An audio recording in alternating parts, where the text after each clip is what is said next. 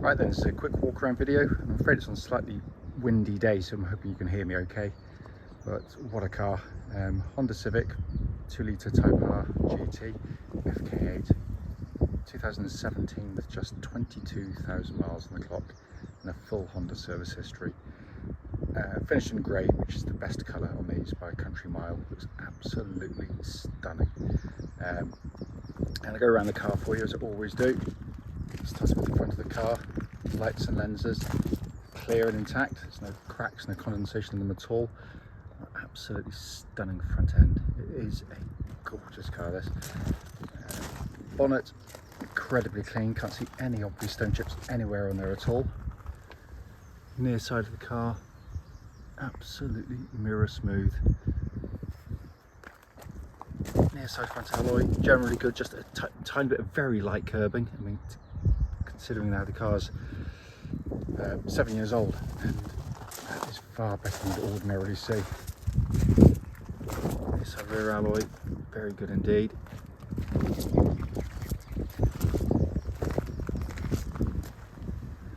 This is what hot hatches are meant to look like. These sort of sanitised, could be anything. This is in your face, which doesn't appeal to everybody. I completely understand that, but I'm of the school that I want my cars of this type to look exactly like this and drive like this. Offside, again, absolutely beautifully clean panel work.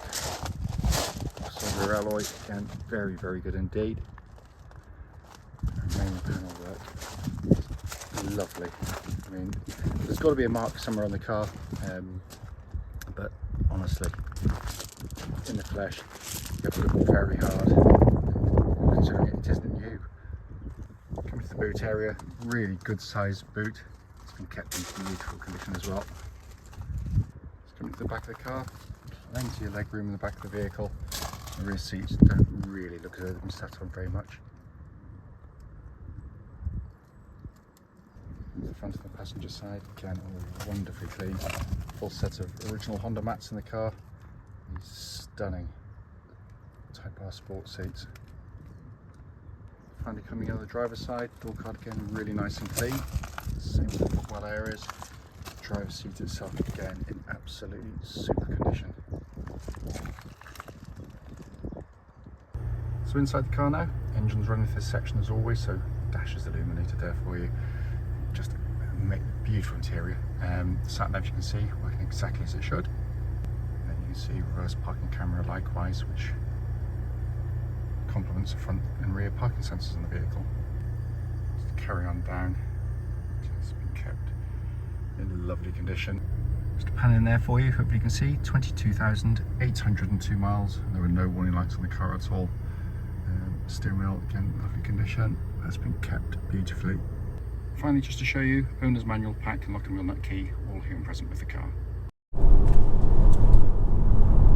Right then, this is a quick road test video, and this is for a Honda Civic 2-litre Type R GT, registered HK17XHU, and with a mileage of 22,796 recorded.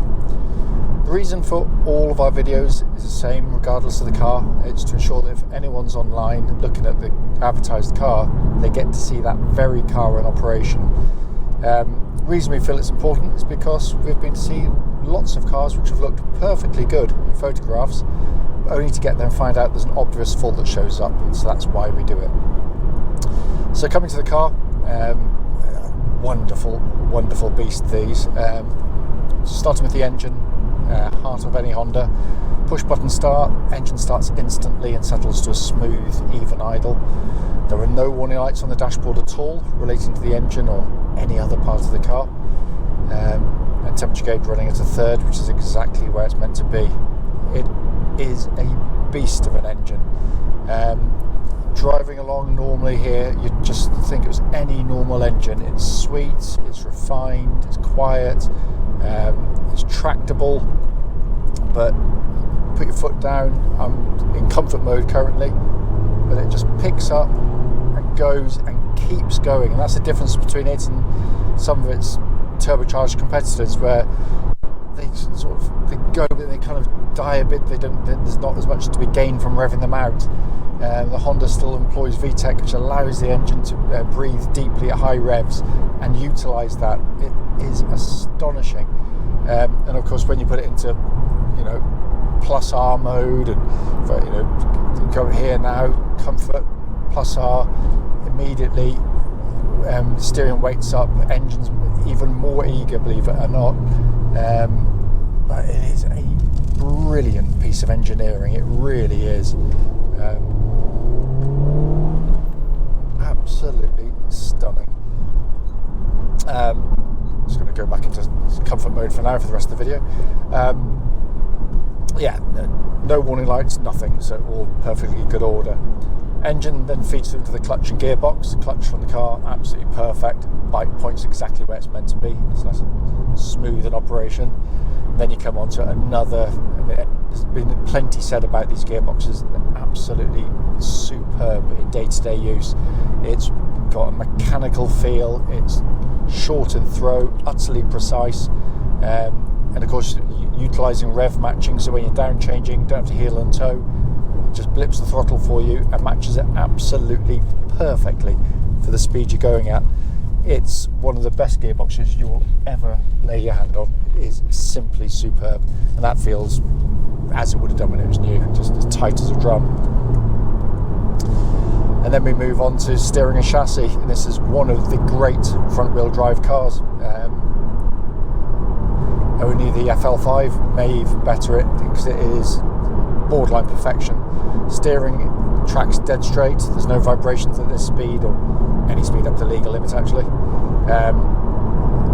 Tracks as a dead straight. There's no vibrations at all. It's just perfect.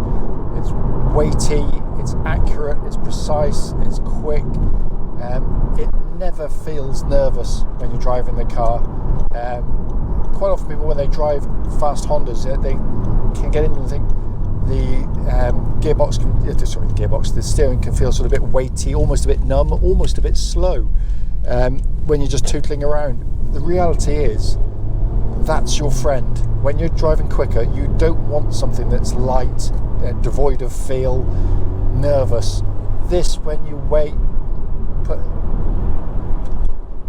energy into the chassis, it just sits on the steering. It works perfectly. You can zip through any type of corner with complete confidence. It's astonishing, and the chassis is ludicrous. It's so capable. You go through corners at speeds, where you're allowed to, clearly, and it's just so unflappable, but it is so engaging at the same time. It's an amazing piece of engineering. I've owned a couple of these and love them, absolutely love them. Incidentally, there's no rattles or creaks from underneath the car at all, so no, all in good order there. You can obviously run the car in 3 suspension settings and steering settings actually. I'm currently in comfort mode, push a button forward, go into sport, and then plus R. And they do make a difference. I've noticed, we've got some pretty horrible rough country roads close to where we are. And the ones I've had, I generally ran them in comfort mode most of the time. It's only when I came out of the village I'd pop them into any other modes.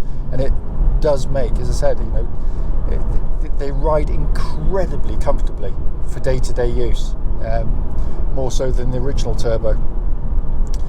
Brakes are epic on the car, by the way. Hit the brake pedal, there's no pulsing, no vibration. It just holds you down from great speed, incredibly quickly actually. And then coming inside, you've got all the usual Type R themes, very well put together car, but it's just a special place to sit. All the little sort of red bits, obviously the red and black sports seats, which are supportive yet comfortable, which is almost impossible to achieve, yet they have. And then you've got a dash layout which makes driving the car simple. It doesn't distract, generally speaking, so you can just get on with the process of driving this amazing car. But it's all rather nice in here. You do feel quite special when you're sat in these cars. Sat nav's dead easy to use. what I love about the Honda is they separate the climate control system from the screen if you need to, so you can actually control that. You don't have to go into the screen to do it. And then your dash binnacle and front, which you can configure in sort of slightly different ways as well. It's just lovely to lay your eyes on. It really is an astonishing car, this, but you know that already. The important part of the video is just to show it operating, and it drives absolutely perfectly.